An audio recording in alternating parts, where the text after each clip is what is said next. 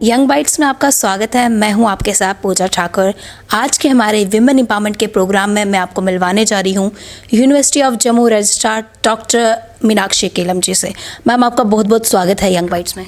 Thank you ma'am, अगर आपके यहाँ तक की सफ़र की बात की जाए, जिस तरह से हमारा टॉपिक विमेन एम्पावरमेंट का है, अगर विमेन एम्पावरमेंट की बात की जाए तो मैम आपका किस तरह का सफ़र रहा है?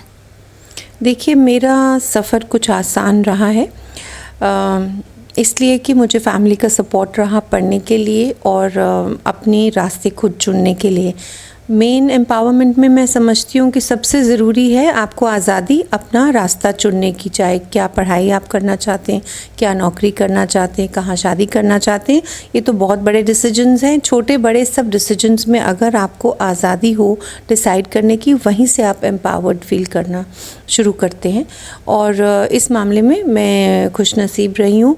मेरा सफ़र आसान भी रहा है और मैं हायर एजुकेशन में होने की वजह से ये है कि हायर एजुकेशन में और एजुकेशन सेक्टर में विमेन बहुत पहले से ही आ चुकी थी, मेरी जनरेशन से भी पहले से ही आ चुकी थी।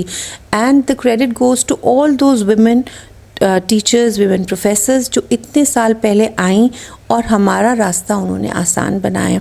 इसलिए इस सेक्टर में काम करना विमेन के लिए आसान था, क्योंकि रास्ता पहले से ही बन चुका था। जी मैम, यहाँ तक पहुँचने का श्रेय आप किसे देते हैं? श्रेय तो definitely my foundation, my family and my school and then other institutions where I studied, which includes university of Jammu of course. जी मैम, अगर कॉलेज की बात की जाए या स्कूल की बात की जाए तो बचपन से क्या एम था आपका बनने का? क्योंकि हर स्टूडेंट का, हर बच्चे का कुछ ना कुछ एम होता है, क्योंकि वो गोल सेट कर नहीं पाता बचपन से। कि आपका गोल बचपन से ही सेट था कि मुझे इस एजुकेशन फील्ड में जाना है? जी नहीं, हर बच्चे की तरह मैं भी at different points of time अलग अलग चीज़ें सोचती थी, ये बनना है, वो बनना है। तो बाद में जाके कहीं स्टेबिलिटी आती है। एक स्टेज पे तो मुझे काफ़ी देर तक याद है कि मैं पायलट बनना चाहती थी, ये मेरे दिमाग में था। मैं उड़ना चाहती थी और खुद ड्राइविंग सीट पे बैठना चाहती थी और अपने साथ लोगों को पीछे चलाना चाहती थी। तो मेरे माइंड में कुछ ऐसा था कि मैं पायलट बनना चाहती हूँ। लेकिन देखिए, ज़माना, I am already 55 years old. उस ज़माने में जब मैं छोटी थी तो जब मैं कहती थी मुझे पायलट बनना है, तो बहुत लोग ना शायद सुनते ही नहीं थे। मैंने पायलट कहा, अच्छा बेटा आप एयर होस्टेस बनना चाहती हैं? मैं कहती नहीं, मैं पायलट बनना चाहती हूँ। अच्छा एयर होस्टेस बनना चाहती हैं? हाँ आप बन सकते हैं, आप बड़े सुंदर हो बेटा, आप बन सकते हो। तो इस किस्म की बातें हमें सुनने को मिलती थी। जी मैम, अगर पेरेंट्स के सपोर्ट की बात की जाए, क्योंकि हर बच्चे को कामयाब बनने के लिए पेरेंट्स का सपोर्ट बहुत ज़्यादा ज़रूरी होता है। लेकिन आज भी कहीं ना कहीं देखा जाता है कुछ पेरेंट्स अपना जो प्रेशर होता है वो बच्चों पर डालते हैं, कि उन्हें बोलते हैं कि आपको ये बनना, डॉक्टर बनना, इंजीनियर बनना है। तो वो अपना प्रेशर उन्हें देते हैं कि ये कभी जानने की कोशिश नहीं करते कुछ पेरेंट्स कि बच्चे का मन में क्या है, बच्चा क्या बनना चाहता है। क्योंकि कुछ बच्चे सिंगिंग फील्ड में आगे बढ़ रहे हैं, कुछ एजुकेशन में बढ़ रहे हैं, कुछ पुलिस में जाना चाहते हैं, लेकिन पेरेंट्स का सपोर्ट कभी कभी नहीं उन्हें मिल पाता है। जी, आपने बिल्कुल ठीक कहा। और मैंने आपके पहले सवाल के जवाब में ये कहा कि अपना डिसीजन खुद लेना, यही एक बहुत बड़ी एम्पावरमेंट है। तो आपने कहा कुछ पेरेंट्स, मेरा एक्सपीरियंस है उसमें कुछ पेरेंट्स नहीं, बहुत ज़्यादा तादाद में पेरेंट्स ऐसे हैं कि जो करियर की चॉइसेस, एजुकेशन लाइन चूज़ करने की चॉइसेस बच्चों पे थोपते हैं। जी, अभी भी। तो मैम उनके लिए क्या कहना चाहेंगे? किस तरह का मैसेज आप उनके लिए कन्वे करना चाहेंगे? उनके लिए मैं यही कहूँगी कि हाँ, पेरेंट्स हमेशा सोचते हैं कि जो उनको ठीक लग रहा है वही ठीक है, और कई बार अपने बच्चे को अंडर एस्टिमेट करते हैं, क्योंकि बच्चा उनके सामने हमेशा बच्चा ही रहता है। लेकिन बच्चे को भी समझने की कोशिश करें, ये नहीं कि उसकी गलत चॉइस है। अगर पेरेंट्स कन्विंस्ड है कि हमारा बच्चा ये चीज़ नहीं कर सकता, वो बच्चे की कोई कमी देख रहे हैं और बच्चा फिर भी उसी फील्ड में जाने की ज़िद कर रहा है, तो उसको समझाया जा सकता है, उसी फील्ड के ऑल्टरनेट दिए जा सकते हैं। ये नहीं कि आपने 1-2 करियर चॉइसेस फिक्स कर दिए, या इंजीनियर बनोगे या डॉक्टर बनोगे और तीसरी कोई चीज़ नहीं बनोगे। तो ये इस माइंडसेट से पेरेंट्स को निकलने की ज़रूरत है। इसमें स्कूल्स बहुत हद तक एक रोल प्ले कर सकते हैं, क्योंकि जब स्कूल्स की तरफ से भी ये आएगा, जब बच्चों को करियर काउंसलिंग होगी, उनकी एप्टीट्यूड्स को जानने की कोशिश होगी और वो रिजल्ट्स पेरेंट्स तक पहुंचाए जाएंगे, तो पेरेंट्स भी कन्विंस होंगे। जी मैम, अगर स्कूल या कॉलेज की बात की जाए, आपकी स्टडीज़ के अलावा कौन कौन सी एक्स्ट्रा करिकुलर एक्टिविटीज़ आप करते थे? जी, मैं ज़्यादा कल्चरल एक्टिविटीज़ और डिबेटिंग इसी में ज़्यादा थी। स्पोर्ट्स में इतना नहीं करती थी, सिर्फ इंटर डिस्ट्रिक्ट लेवल तक मैंने टेबल टेनिस और वॉलीबॉल वगैरह खेला। इतना स्पोर्ट्स एक्टिविटीज़ में नहीं कि पास टाइम के तौर पर स्विमिंग करती थी, लेकिन बाकी मेरा ज़्यादा टाइम पढ़ाई के अलावा debating contest, poetry recitation, acting, dances, इन्हीं एक्टिविटी। सिंगिंग नहीं, गाना नहीं गा सकती मैं।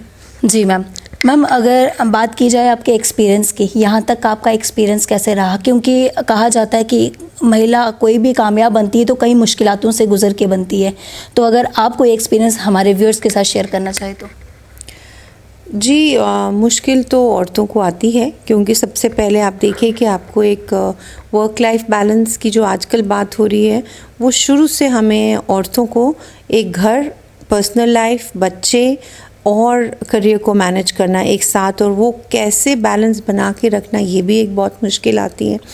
और जिस तरह की लाइन मैंने चूज़ की है कि प्योर टीचिंग से निकलकर मैं एकेडमिक एडमिनिस्ट्रेशन की तरफ आई हूँ, तो यहाँ पे डेडलाइंस मीट करनी पड़ती है, लॉन्ग वर्किंग आवर्स होते हैं। तो अगर आप वाकई ये चीज़ें करना पसंद करते हैं, तभी हमें इस लाइन में आना चाहिए। अगर हम थोड़ी इजी लाइफ करना चाहते हैं, more creative, more research oriented, more flexible timing, तो फिर आप टीचिंग में रहें, रिसर्च में रहें। लेकिन अगर आप इसमें थ्राइव करती हैं, पसंद करते हैं to work under pressure, to meet deadlines, तो फिर हमें एडमिनिस्ट्रेशन की तरफ आने की सोचनी चाहिए।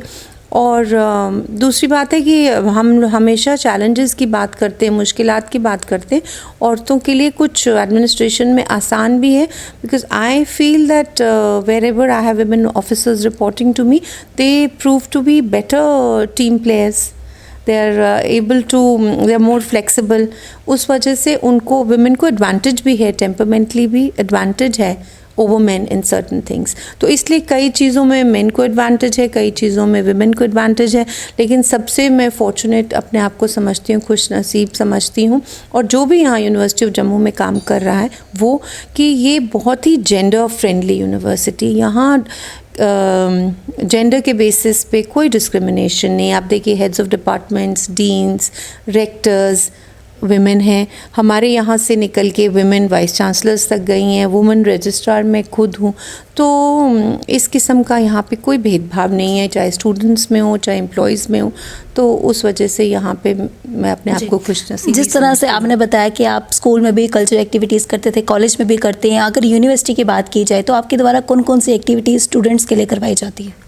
जी, हमारा एक पूरा महकमा है डीन स्टूडेंट्स वेलफेयर का, जो इंटर कॉलेज खाली हमारे यूनिवर्सिटी के स्टूडेंट्स के लिए नहीं, बल्कि पूरे रीजन के कॉलेज के स्टूडेंट्स के लिए हमारा पूरा एक डिस्प्ले और टैलेंट चलता है।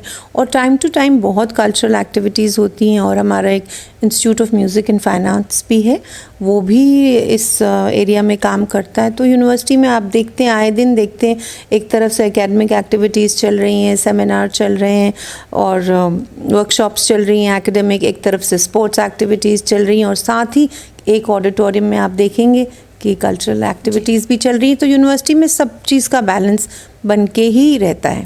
यूनिवर्सिटी के अगर स्टूडेंट्स की बात की जाए तो अपनी डिमांड्स को लेकर वो कई बार प्रोटेस्ट करते हैं, तो कितनी प्रॉब्लम आपको आती है और किस तरह से आप उसे हैंडल करते हैं? जी, बच्चे हैं, जब वो प्रॉब्लम फेस करते हैं तो जाहिर है कि वो हायर अथॉरिटीज़ के पास आएंगे। कई बार वो डिपार्टमेंट्स अपने डिपार्टमेंट के हेड से मुतमईन नहीं होते, तो फिर हायर यूनिवर्सिटी अथॉरिटीज़ के पास आ जाते हैं। कई बार डिमांड्स बहुत ही जेन्युइन होती हैं, कई बार डिमांड्स जेन्युइन नहीं भी होती हैं। तो जैसा भी होता है, जिस तरह की सिचुएशन रहता है वो डिफ़िकल्ट नहीं रहता। फॉर वुमेन क्यों डिफ़िकल्ट रहेगा, अगर आप उस लिहाज से पूछ रही हैं। We are mothers, we are used to handling children, we are, so it's not difficult for women. If you are particularly asking me as a woman मुश्किल है जी, एज अ वुमन तो कोई मुश्किल नहीं है जी। मैम, हमारा टॉपिक वुमेन एम्पावरमेंट का, अगर आज के टाइम की बात की जाए तो वुमेन कितने एम्पावर्ड है? देखिए, ये कहना बहुत ही मुश्किल है अगर आप इंडिया के पॉइंट ऑफ व्यू से मुझे पूछ रही हैं तो, क्योंकि just as there is no one India, there is no one status of empowerment of women. अब गांव में वुमेन किस हद तक एम्पावर्ड हैं और शहर में किस तरह से हैं, जम्मू जैसी Tier 2 सिटी में किस तरह से हैं, मेट्रोपॉलिटन में किस तरह से हैं, जम्मू के अंदर ही किस ऑर्गेनाइजेशन में किस लेवल की एम्पावरमेंट है। और पर कुल मिला के देखा जाए तो आप खुद ही देखिए, जहाँ लड़कियों की पढ़ाई की बात है, बेटी बचाओ बेटी पढ़ाओ कितने ज़ोरों शोर से चल रहा है और कितनी मतलब जनता जुड़ चुकी है इस प्रोग्राम के साथ। तो आप देखिए, आप पीछे मुड़ के अगर हम देखें आज़ादी के बाद से अपना सफ़र देखें तो आप देखिए कि कितनी ज़्यादा विमेन एनरोलमेंट हो रही है, गर्ल स्टूडेंट्स कितनी पढ़ने के लिए स्कूल जा रही हैं। स्कूल्स में तो आप देखिए स्वच्छ भारत के अंडर और जो टॉयलेट्स बने हैं उसके अंडर लड़कियों के लिए फैसिलिटीज़ भी आ गई हैं। तो तरक्की बहुत हुई है, विमेन एम्पावरमेंट के लिए बहुत कुछ हुआ है विमेन, लेकिन अभी और कुछ होना बहुत बाकी भी है। जिस तरह से बताया, कई स्कीम्स लाई जाती है, बेटी बचाओ बेटी पढ़ाओ, स्वच्छ भारत अभियान। अगर बेटी बचाओ बेटी पढ़ाओ की बात की जाए, अभी भी रिमोट एरियाज़ में कुछ ऐसी गर्ल्स है, कुछ ऐसी महिलाएं जो उभर के बाहर नहीं आती है। शायद उन्हें दबाया जाता है या क्या कुछ किया जाता है, वो महिला ही जाने। लेकिन आप क्या कहेंगे उसको लेकर, जो महिला खुद से उभर के बाहर नहीं आती हैं, अपनी आवाज़ को दबाती हैं? देखिए, ये सर्कमस्टांसेस अलग हो सकती हैं, जानबूझ के कोई दबना नहीं चाहेगा। जी जी। और अनलेस कोई साइकोलॉजिकल प्रॉब्लम किसी इंसान के साथ ना हो, चाहे आदमी हो चाहे औरत हो। लेकिन हम ऐसे दूर से कह नहीं सकते, जैसे आप कैटेगोरिकली कह रही हैं कि वो खुद ही उभर के आना नहीं चाहती, उनके सर्कमस्टांसेस क्या हैं और जेन्युइनली मतलब कितनी और काम करने की ज़रूरत है। उनकी आवाज़ को दबाया जाता है, मेरा ये कहने का मतलब था। वो उभर के बाहर आना चाहती है, लेकिन आगे पीछे माहौल ही ऐसा होता है कि वो उभरने ही नहीं देते उन्हें बाहर। बिल्कुल बिल्कुल, ये ऐसा अभी भी हो रहा है। वही मैंने कहा कि एक तरफ से हम कह रहे हैं कि वुमेन एम्पावर्ड हुई हैं, लेकिन एक तरफ से अभी जो आप कह रही हैं वो भी हमारे देश की सच्चाई है। तो इस देश के अंदर इतनी डाइवर्सिटी और इतनी डिस्पैरिटी है कि कहीं वुमेन को मौका मिल रहा है, कहीं नहीं मिल रहा है। सोशियो इकोनॉमिक क्लास की वजह से ये डिस्क्रिमिनेशंस अभी भी चल रही हैं। जी मैम, यंग बाइट्स के माध्यम से जो भी व्यूअर्स आपको देख रहे हैं, खासकर महिलाओं की अगर बात की जाए, क्या संदेश देना चाहेंगे आप महिलाओं को? जी, मैं महिलाओं को यही संदेश दूंगी कि सब आप एक तो अपने लिए जो कर रही हैं, अपने आप आगे का रास्ता बेहतर बनाने के लिए वो तो करिए, लेकिन कम से कम इसको भी एक अपना रेजोल्यूशन बनाइए कि आप कम से कम एक महिला की, अपनी छोटी बहन, किसी बेटी की ज़रूर मदद करेंगे आगे बढ़ने के लिए, ताकि उसका भी सशक्तिकरण हो। जी, thank you so much ma'am हमारे साथ जुड़ने के लिए और अपना कीमती वक्त देने के लिए। Thank you so much. तो ये थे हमारे साथ डॉक्टर मीनाक्षी कीलम। काफ़ी अच्छा मैसेज इन्होंने महिलाओं के लिए दिया। उम्मीद है आपको पसंद आया होगा। अगले हफ्ते ऐसी किसी शख्सियत से फिर से आपको रूबरू करवाएंगे। तब तक के लिए देखते रहे यंग बाइट्स। वीडियो जर्नलिस्ट अभिषेक के साथ मैं पूजा ठाकुर, यंग बाइट्स जम्मू।